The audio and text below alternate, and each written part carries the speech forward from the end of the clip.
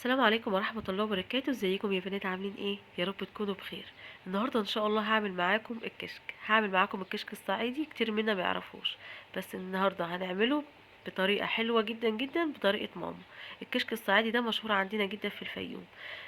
اشهر الشيفات سألوا عنه وللاسف ما عرفوهوش. النهارده هنعمله مع بعض وهنعرف ازاي هنعمله بطريقة سهلة جدا جدا جدا. الكشك ده لو عملتيه مش هتنسيه. يلا بينا نشوف هنعمله ازاي.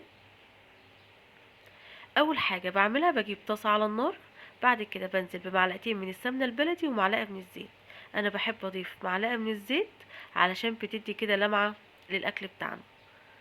تمام. عندي هنا بصلايه صغيره جدا يا بنات، ما تكتريش البصل عشان بيبان جدا في الكشك بتاعنا. فانا بفضل بصلايه كده متوسطه حلوه قوي. بشوح البصلايه دي ومعايا معلقه من البابريكا. تمام. بشوحها برضو مع البصلايه، وعندي هنا طماطم معصوره ومتصفيه.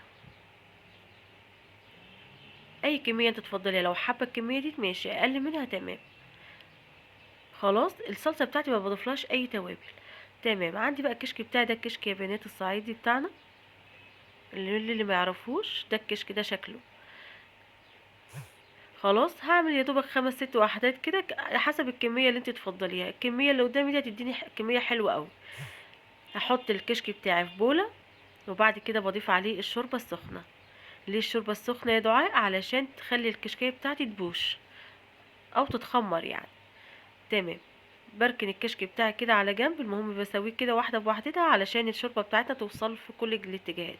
بركنه على جنب. تاني حاجه يا بنات، بعد ما تخمر الكشك بتاعي بهرسه بالشكل اللي احنا شايفينه ده. ويفضل هرس ناعم علشان ما تبقاش الكشكيه بتاعتي خشنه. بعد كده عندي بقى على النار الشوربه بتاعتي المناسبه. بعد كده بحط عليه او بضيف عليه الكشك اللي انا هرسته. خلاص. وبقلب كويس جدا. اهم حاجه في المراحل اللي انا هشتغلها دي التقليب، عشان مفيش حاجة تكتل معايا في الشوربة. تمام تمام. بعد كده بضيف التوابل بتاعتي بسيطة جدا، عبارة عن ملح، فلفل اسود، كمون. يبقى التوابل بتاعتي عبارة عن ملح، فلفل اسود، كمون. كل حاجة معلقة صغيرة. طيب عندي هنا بقى معلقة صغيرة جدا من النعناع، وده ضروري جدا. بفركه على ايدي بالشكل ده يا بنات. لو في اي عصيان ناشفة كده يفضل طبعا انك تشيليها، انا عايزة الورقيات بس.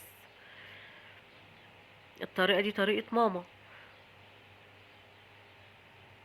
بس طبعا مش هعمله زيها اكيد، بس اهو دي احنا بنحاول. تمام. عندي هنا بقى كوبايه من الميه، بحط فيها معلقتين ونص من الدقيق. كوبايه من الميه بحط فيها معلقتين ونص من الدقيق، او حسب الشوربه ما تاخد معايا دقيق. اول ما الشوربه بتاعتي تلف كده معايا وتتقل، يبقى كده تمام. حلو قوي. خلاص كده الكشك بتاعي كده لف وتقل حلو قوي. الصوم كده انت لو حباه تقيل حباه خفيف ده في ايدك. الصلصه بتاعتنا اتسبكت، ما حطلناهاش اي توابل لان احنا التوابل حطيناها في الكشك. نفطها على الكشك وكده الكشك بتاعي جاهز. شايفين السهوله؟ بسيط جدا جدا جدا. طيب حلو قوي. طبعا الكشك ده لما بيرقد بيتقل، كل ما بيتقل معاكي بتزوديه شوربه حسب احتياجك، وقدمته بالشكل ده. طيب بنعمل الكشك ده جنب ايه؟ جنب لحمة راس طبعا. واللحمة الراس عملتها معاكم قبل كده يا بنات، يا ريت تشوفوها، حلوة جدا. الوصفة دي خطيرة، يا رب تجربوها. وما تنسونوش في اللايك والاشتراك للقناة وتفعيل الجرس عشان يوصلكم كل جديد. السلام عليكم ورحمة الله وبركاته.